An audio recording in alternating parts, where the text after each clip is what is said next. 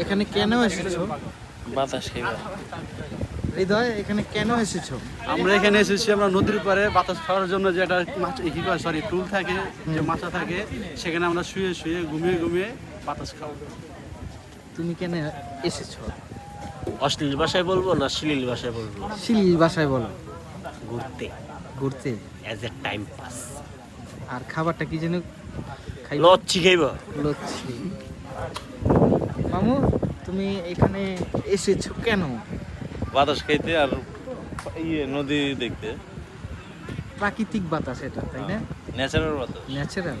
এই বাতাসটা অনেক ঠান্ডা, অনেক ঠান্ডা, শান্তি, যা সুন্দর ফ্যানে একটা এসি ভিউ দেওয়া না। আছে।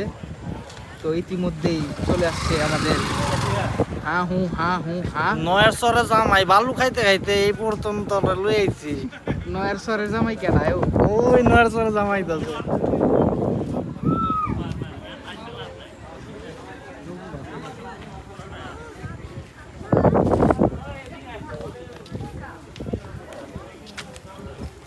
এই যে নয়ের সরের জামাই ও